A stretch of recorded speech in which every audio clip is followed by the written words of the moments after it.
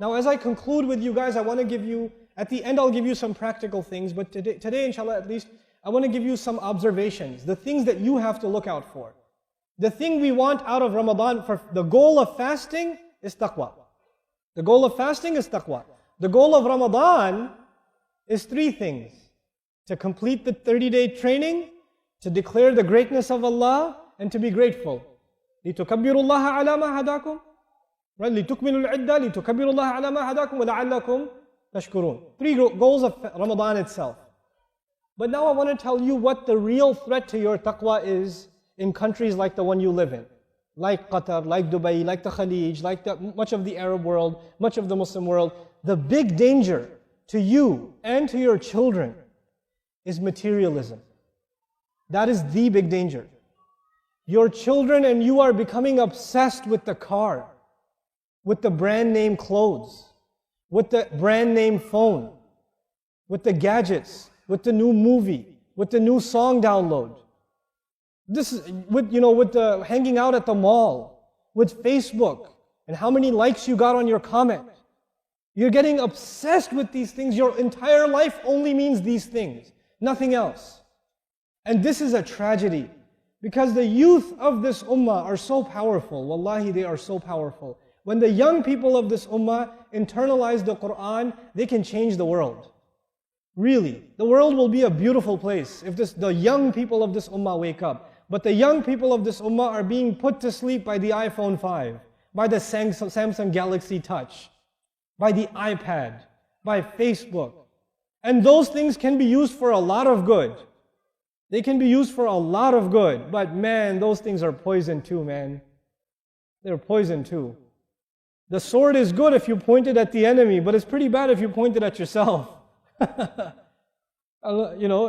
what it is. These tools, they are a force of good. They can be. I am on Facebook, you know how much? Never. My pictures on Facebook, some things I say are on Facebook. I am actually almost never on Facebook. Never. I'll tweet things once in a while. I'll send a tweet message. I never check what responses there are. People say, brother, you never respond to your Twitter. I say, I'm leaving a sunnah. Don't worry about say something good that will benefit somebody else, right? And then don't get caught up in online conversations. You have more important conversations. How you have time for all those conversations, man? How you have time to read all the comments under a YouTube video? Where did you find the time? Where did you find the time? I'm shocked.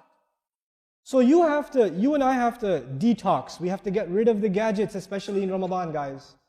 Get rid of the gadgets. Delete the video games delete the game apps off your phone. Delete them for Ramadan. You say, yeah, at least I can re-download them later. I don't care. But at least in Ramadan. Sisters too. Sister, get off of Facebook right now. I see you. I don't see you, but you just got off of Facebook and the joke is on you. But anyway, get off of your devices. You have to do this. Materialism is killing us. And I tell you the real anecdote, the real solution to materialism is understanding the Book of Allah. Personally understanding the Book of Allah. The more you start understanding the Book of Allah for yourself, you will no longer be interested in materialism. It will not fulfill you. It will leave you empty. This will start giving you joy that you never felt before. You get to talk to Allah, man. You get to talk to Allah when you recite Quran. What more can you ask for? So this is some practical or some advice I want to give you, or the warning I want to give you guys in particular. And of course, materialism is hitting everywhere. But I notice like the malls and like the glitz, and everybody's like, the youth are like flocking towards these things. I don't get angry at them. I just feel like we haven't given them Quran. We haven't given them something to be excited about. It's our fault, Now the last piece, especially for the parents that are in the audience. Here's how you can make good use of your Ramadan. Everyone here should have some goals in Ramadan. Here's my recommendation. My recommendation is you should memorize a couple of short surahs. Short surah means a page and a half.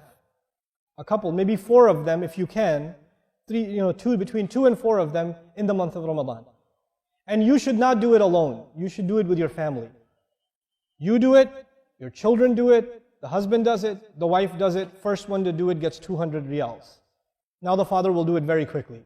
Okay, so, but do it. Memorize Quran as a family. Memorize Quran as a family. Make it a family project. We're all going to memorize this surah. It's a beautiful thing when a family gets together to get closer to Allah's book. My recommendation is the musabbihat. Like if you memorize Surah Al-Jumu'ah, Surah Al-Munafiqun, Surah Al-Taghabun, these surahs, at least these 3 surahs, beautiful surahs. And they really help your iman. The next thing you want to do, this is again in Ramadan, my recommendation is to actually listen to durus of those same surahs that you've memorized. Listen to lectures and explanations of the same surahs that you memorized. Now the surahs I recommended to you were surahs number 62, 63, and 64. Those are the numbers of the surahs. I picked those surahs on purpose because those 3 surahs are about a Muslim ummah that is losing its iman. And Allah is fixing their iman again. That's what those 3 surahs are about. An ummah whose iman is becoming weak, and Allah makes it strong again. And He protects it from hypocrisy. And He shows them the fruits of real iman. Right? So that's why those surahs are very particularly beautiful and easy to memorize also. Okay? What surahs were they? See if you're paying attention.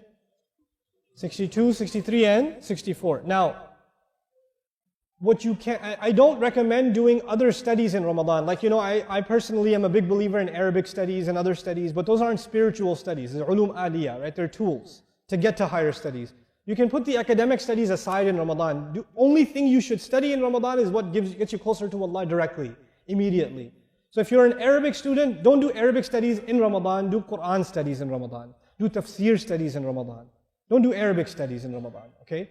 Or if you're a tajweed student, don't study tajweed in Ramadan, memorize more Quran. You understand?